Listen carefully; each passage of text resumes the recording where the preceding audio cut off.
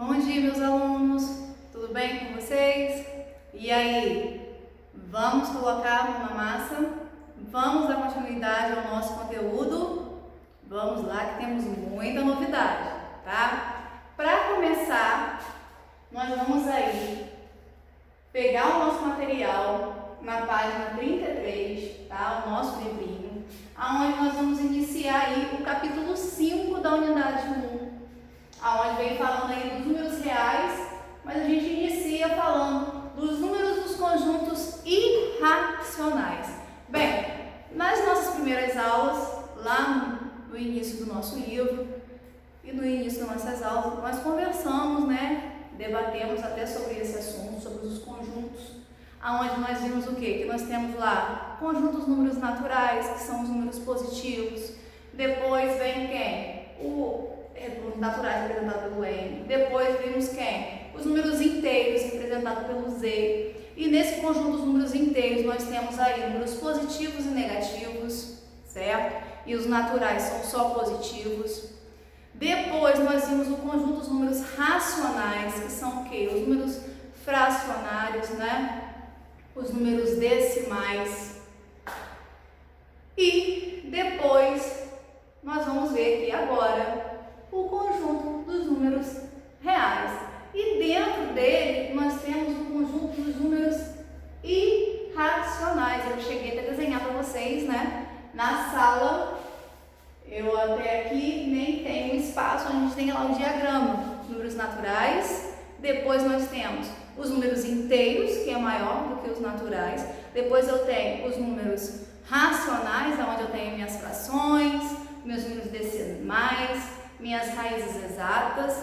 E depois nós vamos ver agora o conjunto dos números reais. E nele nós temos o conjunto dos números também irracionais. O maior conjunto que nós temos aqui, pelo menos até o 9º ano, é o conjunto dos números reais, porque ele abrange todos os outros demais conjuntos. Lá no ensino médio, se Deus quiser, nos outros anos, vocês aí terão a oportunidade de conhecer os números complexos, que aí é outro conjunto, mas não vamos sofrer por antecipação. Vamos focar no pequeno de novo para agora, tá bom? Então, nós temos aí no material de vocês, vem bem detalhadinho, bem explicadinho sobre o conjunto dos números irracionais e o que vem ser esse conjunto dos números irracionais. Então, eu dei uma enxugada, uma resumida aqui para nós. Claro, vocês deem uma olhada também lá no material, certo? Então, lá, é aquele que não pode ser representado pela divisão de dois números inteiros. Eles são dízimas não periódicas e raízes não exatas. Bem, dízimas não periódicas. Lembrando lá o que nós vimos no início da aula, nós chegamos a ver um pouco de dízima periódica, Nós temos aí a dízima periódica. O que define ela? Ela é um número decimal, certo? Sendo que ela tem um período. E esse período, ele acontece o quê? O que é o período? Ele é a parte que se repete após a minha vírgula, sendo que nem sempre é após a minha vírgula, como nós vimos lá no início da aula, Às vezes, o que acontece? O período vem, uns vêm logo após a vírgula, outros não, mas enfim, onde a minha parte decimal ali eu tenho um período que é uma parte que se repete infinitamente, não tem fim. Então, para ser irracional, ele vai ser um número decimal? Sim. Ele vai ser infinito? Sim. Ele vai ter período? Não. Ele não vai ter período, tá? Essa que é a diferença entre uma dízima periódica e um número irracional. A dízima periódica, ele é um número decimal, show de bola. Ele é infinito? Show de bola, mas ele tem período, ele tem uma parte ali, que se repete. Enquanto o número irracional, ele não tem essa parte que se repete. Essa que é a diferença entre a dízima periódica e o número irracional. O irracional, ele também é um número decimal, ele também é um número infinito, sendo que ele não tem período. Então, tem que ter muita atenção em relação a isso, tá? E outros números também que pertencem Os números irracionais são as raízes não exatas, tá? Aonde eu tenho aqui como exemplo que eu coloquei para nós raiz quadrada, vou até apagar esse daqui que eu acabei repetindo. Raiz quadrada de 2, o número π, ele é um número irracional, a gente sempre trabalha, né, com 3,14, mas a gente sabe que ele é um valor aproximado, ele não é um valor exato, como diversas outras raízes também não exatas. Raiz quadrada de 3, raiz quadrada de 7, né? Então, todas as raízes não exatas também pertencem aos conjuntos dos números irracionais. Eu citei aqui alguns exemplos, mas aqui no livro de vocês, na página 33, tem mais, tá bom? Então, eu coloquei aqui, ó, se a gente for observar, eu tenho aqui na letra A, como exemplo, é um número decimal? Tem vírgula? Tem. Aqui é a minha vírgula. Ele é infinito? Sim, ele é infinito.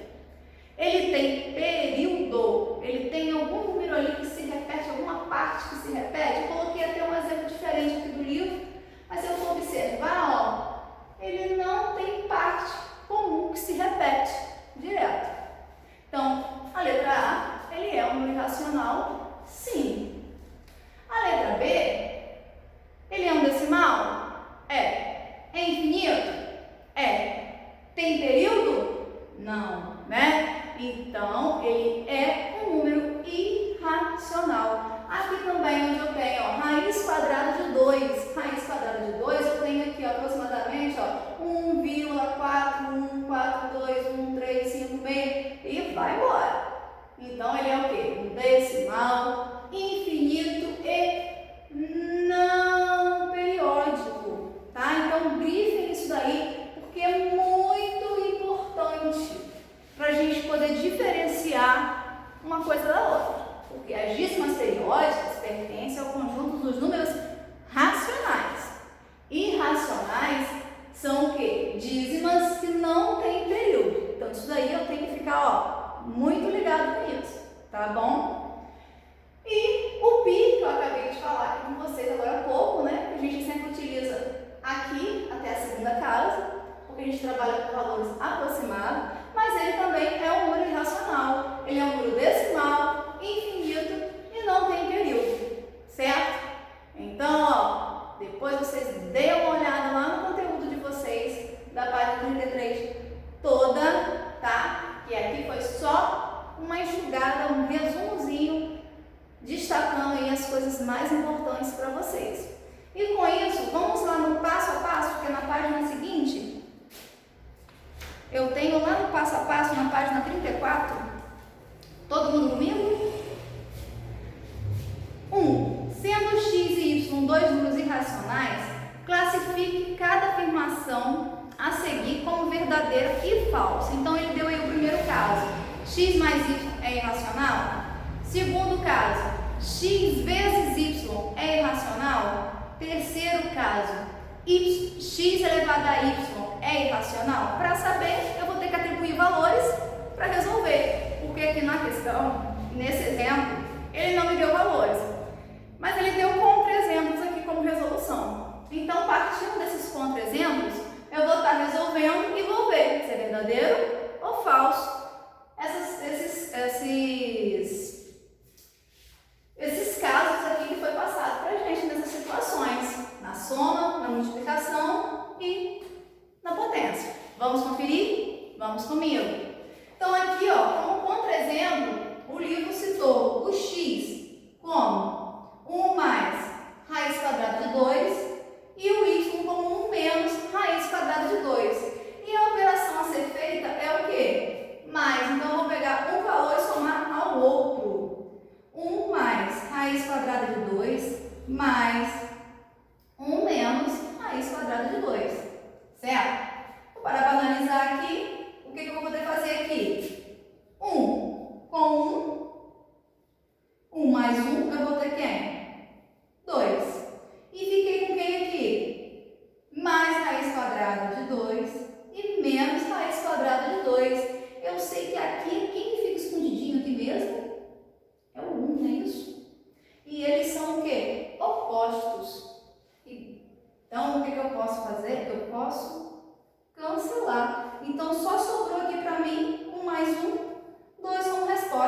2 é um número irracional? Não. 2 é um número inteiro. Então, isso daqui para mim é falso. Vamos desenvolver aqui o outro? Aqui agora ele utilizou os mesmos valores tanto para x quanto para y, sendo que aqui a operação não é uma adição, e sim uma multiplicação. E com isso eu vou ter que fazer uma distributiva para estar resolvendo isso daqui. Então eu tenho 1 vezes 1, 1.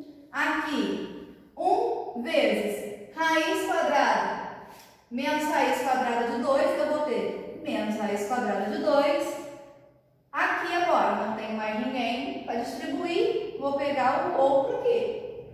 Raiz quadrada de 2 vezes 1 vai dar mais raiz quadrada de 2. Aqui, na multiplicação, sinais diferentes, negativo, não é isso? E raiz quadrada de 2 vezes raiz quadrada de 2, o que eu vou ter aqui mesmo?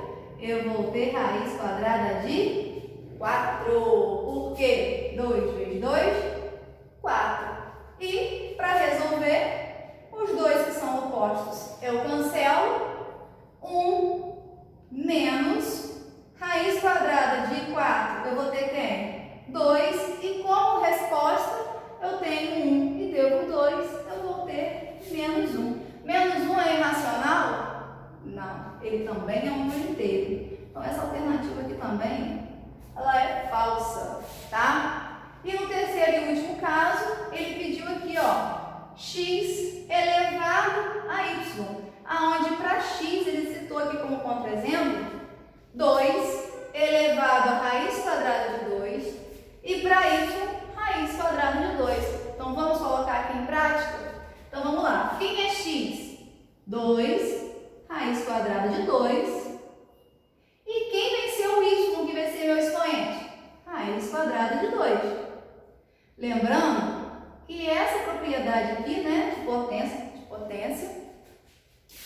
da potência, eu multiplico isso daqui. Então, o que vai acontecer? Eu vou ter 2, resolvendo isso aqui embaixo, ó, raiz quadrada de 2 vezes raiz quadrada de 2, eu já sei que vai dar o quê? Para mim, raiz quadrada de 4, que vai ser igual a quem?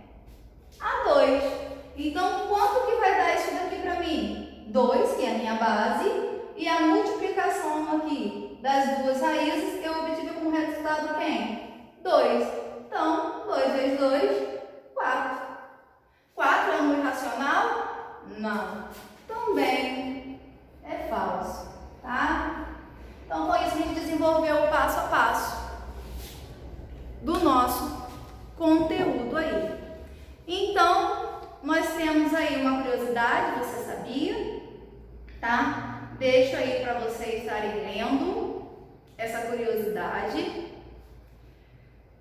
A natureza do número π também é interessante, como curiosidade para vocês verem também. E na próxima aula